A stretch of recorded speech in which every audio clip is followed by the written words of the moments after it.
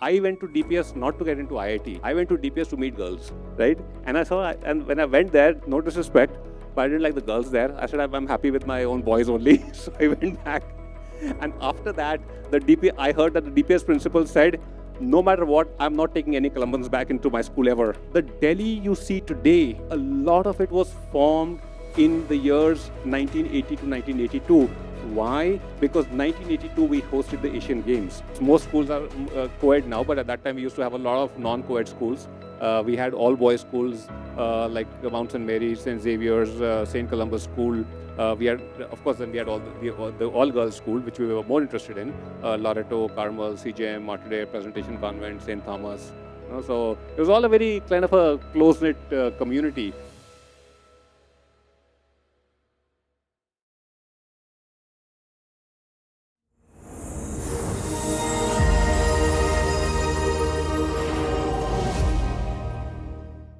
So I think, let me sit and chat.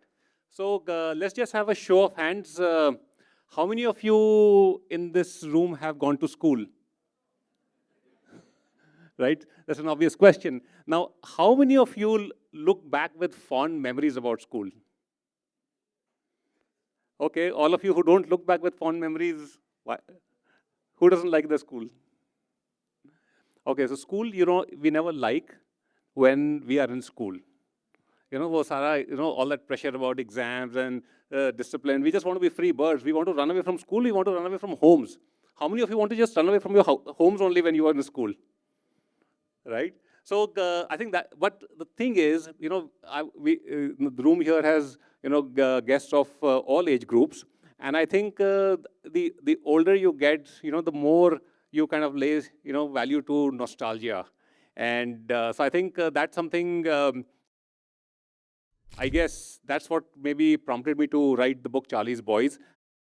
So these are like just some scans and all from our old school magazines. We used to have an annual school magazine, and there were class photographs and a full roundup, our teachers, everybody. So to start with, why did I write Charlie's Boys? And before anything else, don't ask me who or what Charlie is, because for that you have to read the book. I know when we have the Q&A, there's going to be a temptation to ask, okay, but why Charlie, right? For that you have to read the book. I can't give that away. But you'll get to know like probably 1/3 or almost halfway into the book about Charlie, because that's so integral to the whole narrative. So I was trying to, I'm a writer, right? I'm always looking for ideas. And sometime in 2010, I said, let me write a book based on my own school. And I tried different iterations. I even tried a work of fiction. I said, okay, I'll use my school background. I'll use the real characters of school, the characters that we kind of grew up with, and fictionalize them and write a plot. Somehow it didn't work, and along the way I started writing other books. I wrote travel books. I wrote a self-help book. I wrote on marketing. I wrote fiction, and now this memoir. But before anything else, let me also tell you, I went to St. Columba's School, which is located in central Delhi. And at that time, everything that was happening in Delhi was happening between Old Delhi and Central Delhi in the 70s and 80s. South Delhi, Gurgaon, and all came much later. There were far fewer schools. Everybody knew all the schools. We all were kind of competing and kind of getting along together, all the schools at that time. I figured that the reason why I wanted to write a book on my school was kind of just not just go down memory lane, but also make it like a reflection for me that where have I come from and where have I reached, and from here, where do I want to go? And I think it's so important for us to take a little pause, go back, and really kind of put things in perspective. Otherwise, what happens is, we just kind of, we're on the treadmill, one thing happening after another, and before we know it, life has just passed us by. So I don't want to sound morbid, but that's what happens. So St. Columba's School at that time was regarded the best school in the country. Well, that's what Columbus was very proud of. But it was also it was a social model. It was a missionary school. It was not a school for the rich. It was not a school where all of us had unlimited pocket money. We just had, I mentioned in the book that even getting 50 paisa for for an orange bar used to cost 50 paisa, was like a big treat. And what really the school, what it really stood for was the whole emphasis on not just education but values, right? And that is something that has like kind of stood us in good stead all our lives, right? Yeah, there are always black sheep and gray sheep in the family, but I think that those core values, right, of what it means to be good, what it means to be selfless, what it means to be kind of putting others and society before yourself, that's what we got from our teachers. The teachers at that time, like most of us do, right? The teachers were, we looked at teachers as tyrants. We called them all kinds of names. We, spoke, all kinds of stuff behind their backs. When I started writing the book, and I started talking to some of my classmates, and I started kind of going through some notes and everything, I realized that I didn't have fun. Everybody was having fun, and I thought nobody was like, we were all a very, we were all good boys. But I think all kinds of stuff was happening, and you're going to read it in the book. Like, I think you realize that only when I started writing the book did I realize that, hey, we had all kinds of boys out there, right? And it just felt kind of as if I've gone back to school while writing the book. And that is what I'm trying to do in this book. While I have gone back to mine, I can assure you, you could be from any school, right? I can guarantee you when you read the book, you will go back to your own school days. You're going to be kind of start reflecting. You're going to be start thinking about your school days. You're going to be smiling. And if you don't, I give you a money back guarantee.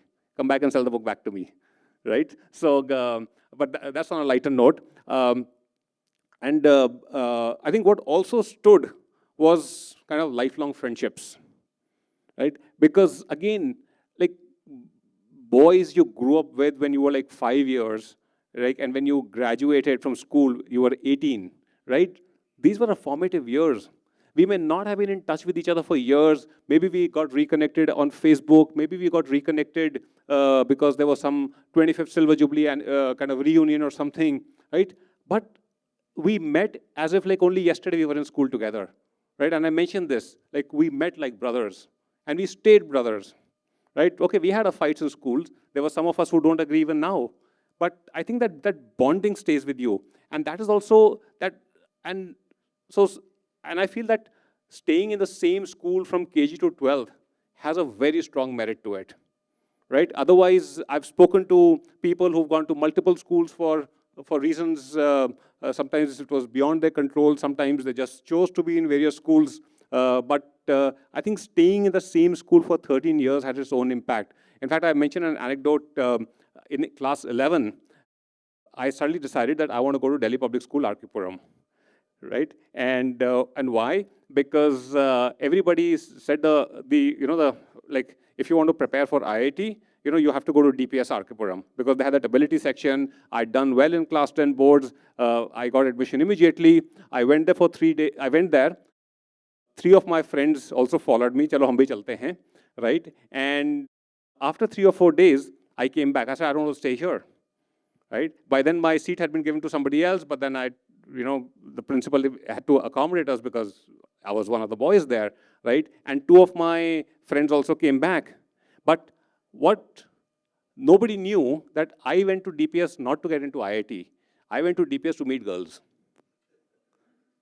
right? And and when I went there, no disrespect. Anybody from DPS Arkapuram here? Okay, no disrespect, but I didn't like the girls there. I said, I'm happy with my own boys only. So I went back. And after that, I heard that the DPS principal said, no matter what, I'm not taking any Columbans back into my school ever. Because, so these are the things that happened. In the book, I've also narrated a lot of things that happened at that. It was a very significant period of India's history, right? 1975 when I entered school and 1988 when I exited school and the years following that. But that 1975 to 1988, a lot happened, right? Some of us who are of a certain age group will remember 1975 was also the year they declared emergency. Now, I don't know whether the emergency was declared because there was a national problem or because some of us got into school and we are going to be like creating havoc in the country. So But these were also the years when Sanjay Gandhi died in a plane crash. Indira Gandhi was assassinated. Rajiv Gandhi became prime minister. When Rajiv Gandhi became prime minister, I'm telling you, there was that youthful hope in the country, right? This is not, I'm not making a political statement here. It's not about what your political leanings are, but he came as a wave of hope. He came with so many fresh ideas. His youthfulness gripped the nation. It is a pity that in 5 years, in this, like he came with a record mandate, but within 5 years, because of all those allegations of corruption and all that happened in politics, unfortunately, he lost the elections. I think in 1989, right? And then the whole Mandal Commission happened, and when he was all set to come back, win the elections again in 1991, he was assassinated. But but a lot of other things also happened. The Delhi you see today, right? A lot of it was formed in the years 1980 to 1982. Why? Because 1982 we hosted the Asian Games. A lot of you will be familiar with the Commonwealth Games and a lot of development that happened because of the Commonwealth Games. But the original Delhi that we see today, the modern version of it, right, happened because of the 1982 Asian Games. It was like all the flyovers, so many five-star hotels came up, so many flyovers came up. Till around 1982, till the early to mid-80s, Delhi effectively ended at All India Institute of Medical Sciences. I'm not kidding you. There was hardly any South Delhi at that time. There was absolutely no Gurgaon. Noida was very underdeveloped. The town that was being built as like the next big suburb was Faridabad, of all the places. But Gurgaon and Noida kind of took over. It's only from the, like if in the 80s or 70s, if you crossed Safdarjung Airport, like you were scared, because it was so desolate. So my book talks about a lot about the current, the events that happened at the time, the impact of what happened because of Indira Gandhi's assassination. We were witness to the riots that happened in the city, right? We could see from our terraces what was happening, right? And of course, there are like all kinds of fun anecdotes in the book. Like there was I talked about one of the incidents where like two of my classmates, they were kind of arguing, and one of them like kind of threw a shoe at the other, and he ducked, and the shoe flew out of the window, right? And it hit the most severe of our teachers, Mrs. Rebello, a biology teacher. Now she came in angry, and like she pulled one of the boys at the shoe, and they were like walking to the principal's office. And the other boy, the one who had thrown the shoe, he says, "Ma'am, I need the shoe. I have a cricket match starting. I need my shoe." She says, "No, I will take the shoe to the principal. This is evidence." So things like those. There was also like a very kind of it's like a little icky incident that happened. There was a classmate of ours, Rahul Das. So every time during the break, he would go up to Varun and Badal, and he was like, like we used to have that Campa Cola, we had limited pocket money. He was like, "Can you give me a sip?" Right? And they said, "Okay," but every time he would like take it and gulp the whole bottle down. And they would really get disgusted, right? And between them, Varun and Badal were sharing one bottle. So one day, they knew that Rahul is going to come again. So Badal said, "To hell with him. This is what I'm going to do." So what did he do? He went to the crate where the empty bottles were lying. And all the bottles, at the bottom, there was always a little residual left. What he did was he put all of them into one bottle, right? And, okay, sorry to say this, but he also spat in it. Okay, and then they pretended that they were kind of, jostling for the bottle. "Main pehle lunga," and Rahul comes in and says like, hey guys, can I have a sip? They're, "Nahi, hum nahi denge." "Nahi, ek sip lunga yaar."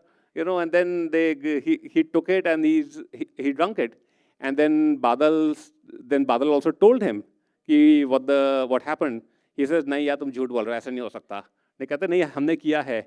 Even to date, Rahul refuses to believe. And when I mentioned in the book, classmates of us saying, "यार, तूने Rahul का नाम mention कर दिया, Rahul बहुत upset है." Right? मैंने कहा, "ठीक है, but I did mention it." But he's the same Rahul, right? And he and a whole bunch of his friends, they had some grouse against the computer teacher in class 11, right? And what did they do? One day they went and they threw eggs at his car and his door, right? And they would do it every day. The computer teacher's name was Mr. Verma, and and everybody used to call him Bete. Why? Because he used to address all of us as, "Oh, Bete, idhar aa, Bete, idhar aa."